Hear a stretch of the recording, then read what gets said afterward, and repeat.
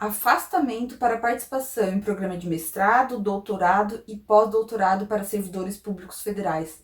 Como funciona? Quais são os requisitos para concessão? Qual a duração desse afastamento? Vem comigo que no vídeo de hoje eu vou explicar todos os detalhes sobre esse assunto.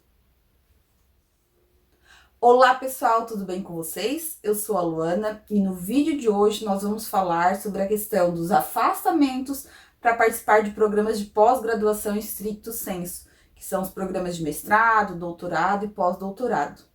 Esse afastamento é um tipo de benefício que pode ser concedido ao servidor para que ele possa se afastar para cursar um mestrado, um doutorado, um pós-doutorado, mantida a remuneração. Então, não impacta em nada a remuneração do servidor. Só que para poder se afastar para esses cursos, tem que cumprir alguns requisitos que eu vou falar ao longo deste vídeo.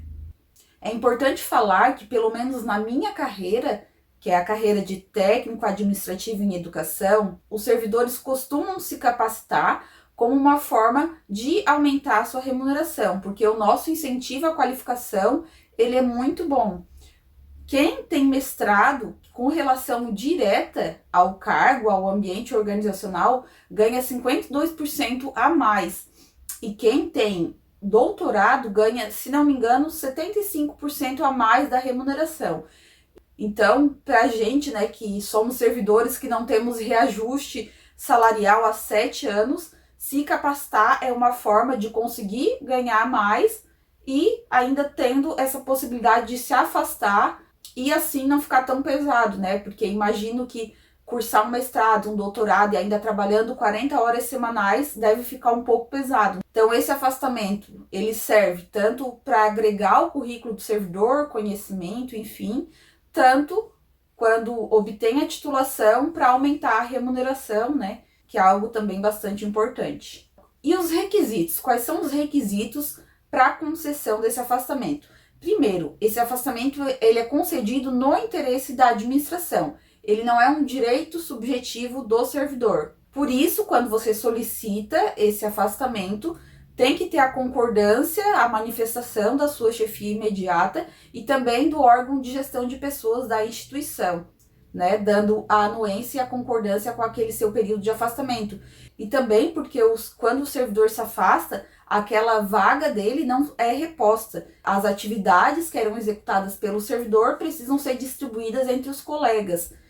Então, é uma situação um pouco delicada, principalmente às vezes em órgãos, em setores que tem poucas pessoas, porque claro que uma pessoa saindo integralmente vai fazer falta. Então, tem que ser uma coisa bem organizada, né? Quem vai ficar com as atividades daquele servidor para que ele possa se afastar e não trazer nenhum prejuízo para a organização também. E é importante falar que antes também havia a possibilidade de um afastamento parcial. Isso ajudava bastante, porque aquele servidor cumpria a metade da carga horária semanal. Então, se ele era um servidor de 40 horas, ele estudava durante 20 horas e cumpria a jornada semanal de trabalho 20 horas.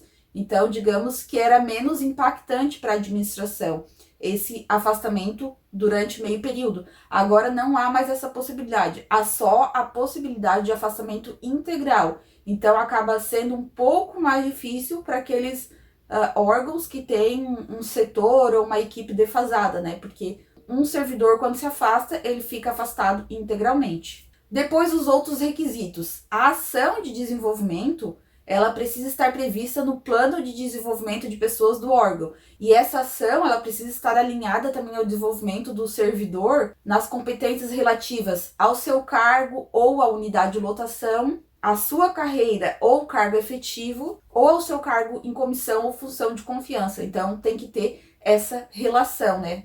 Depois, um outro requisito é que a participação no programa de pós-graduação não possa ocorrer simultaneamente ao exercício do cargo. Ou seja, que o horário, o local, as atividades, a carga horária semanal do curso inviabilize que o servidor consiga cumprir essa carga horária semanal de trabalho.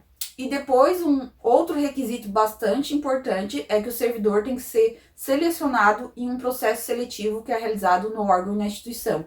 Sobre esse processo seletivo, eu vou detalhar um pouco mais à frente neste vídeo. E outros requisitos importantes que devem ser observados na concessão desses afastamentos é que para um mestrado, o servidor ele deve ser ocupante de cargo efetivo no órgão ou entidade há pelo menos 3 anos.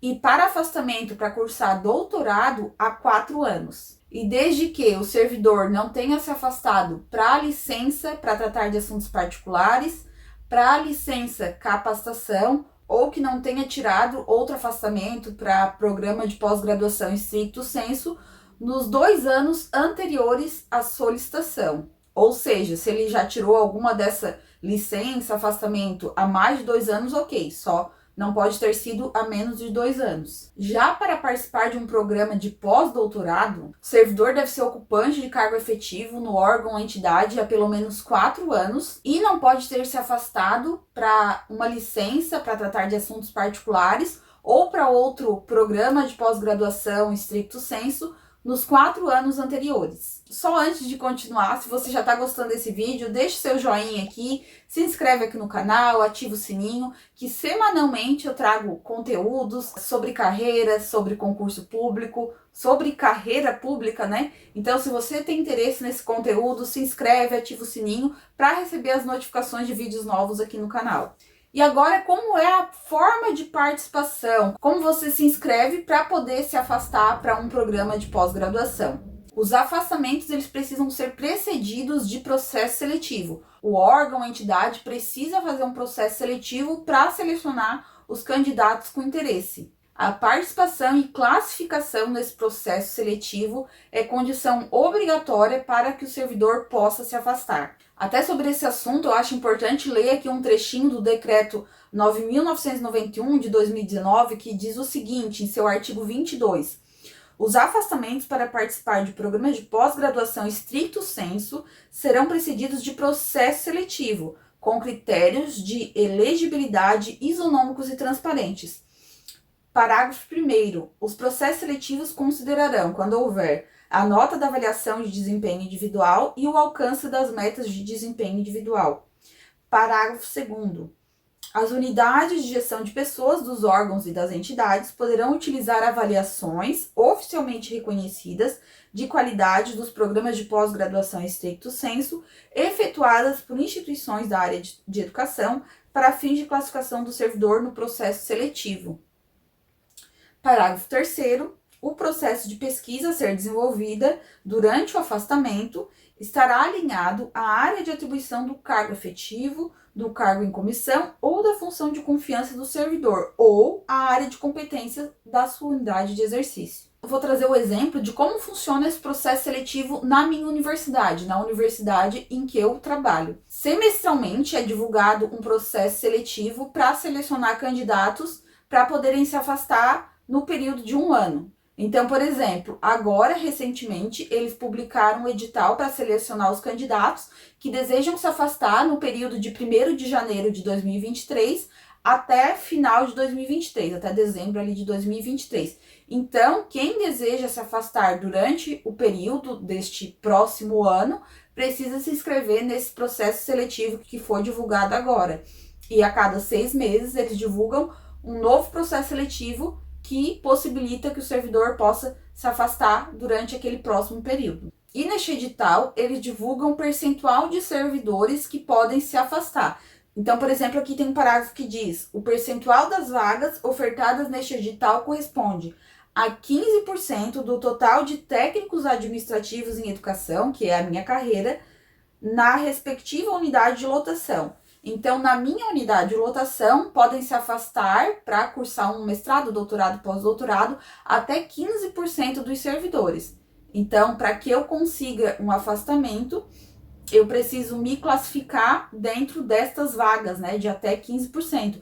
Então, digamos que na minha unidade de lotação tenham 10 servidores lotados, até 2 podem se afastar. 2 porque arredonda para cima. Se der 1,5, até 2 podem se afastar. Não tem como afastar uma pessoa e meia, né? Então, pode se afastar até duas pessoas nesse caso, né? De ter 10 pessoas lotadas. E o que é considerado, no caso da minha instituição, como classificação nesse processo seletivo? Aí é divulgado aqui os critérios e uma pontuação para cada critério. Então, exemplo aqui, né? Tempo de exercício na universidade. A pontuação é igual ao total de meses vezes 0,2, podendo chegar a um máximo de 24 pontos. Outro critério que eles estabelecem: média das avaliações de desempenho nos últimos 2 anos. Para esse critério, você tem um máximo de até 10 pontos. O desempenho do servidor também é um critério avaliado. Outro critério é não ter obtido afastamento da universidade para realizar outra atividade de pós-graduação. Pontuação, 30 pontos. O próximo critério é ter sido aprovado em seleção de mestrado ou doutorado ou com carta de aceite para um pós-doutorado. Pontuação para esse critério, 50 pontos. É um critério aqui bem avaliado, né? Com uma pontuação bem alta. E depois, o outro critério que tem a pontuação mais alta é ter sido contemplado com bolsa de estudos fornecida por agência de fomento ou instituição nacional ou estrangeira. Esse critério tem uma pontuação de 100 pontos. Então, conforme a pontuação que você recebe nesses critérios, né, na soma desses critérios, você é classificado nesse processo seletivo. Então, como no exemplo que eu dei, na minha unidade de lotação, se houver 10 pessoas, até 2 pessoas podem se afastar. Se nesse caso eu fiquei em terceiro lugar na classificação do processo seletivo, eu fico numa lista de espera. E se algum dos 2 candidatos desistir, né, quiser desistir da vaga, ele tem que preencher uma declaração informando que está desistindo da vaga no processo seletivo. Então, o terceiro colocado poderia subir na posição e poder se afastar. E a duração desse afastamento? Por até quanto tempo eu posso ficar afastada para cursar um programa de pós-graduação stricto sensu? Se for um mestrado, o servidor pode se afastar por até 24 meses, ou seja, por até 2 anos. Se for um programa de doutorado, o servidor pode se afastar por até 48 meses, ou seja, por até 4 anos. Se for para um pós-doutorado, pode se afastar por até 12 meses. E se for para realizar estudo no exterior, pode se afastar por até 4 anos. Importante observar que no caso da minha instituição também, eu trago como exemplo, nesse processo seletivo que é feito, o servidor é classificado para se afastar pelo período de 1 ano.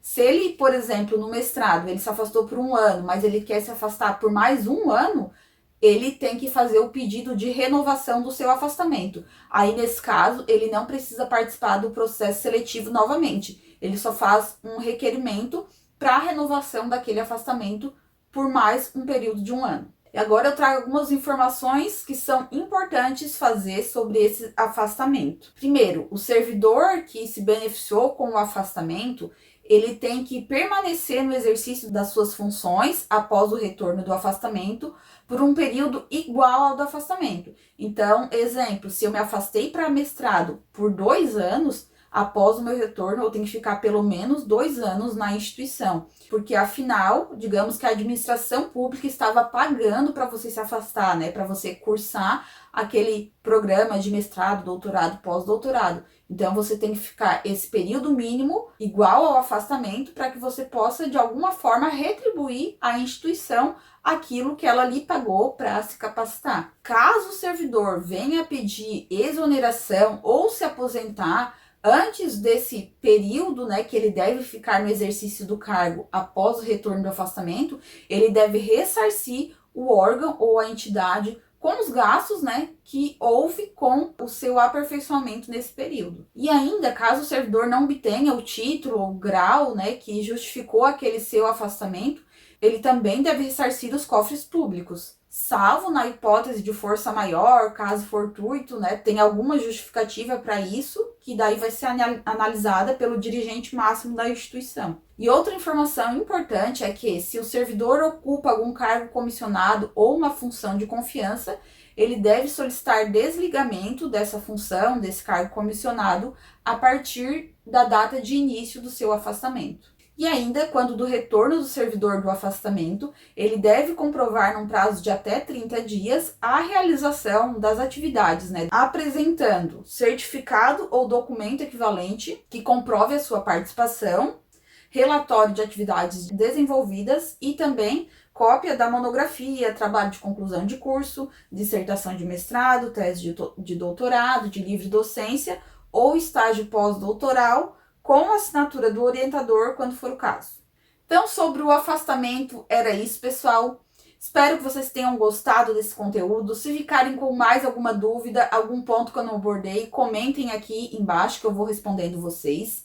Se gostaram desse vídeo, deixe seu like, se inscreva aqui no canal, ative o sininho. Eu agradeço por me acompanharem em mais este vídeo e até a próxima!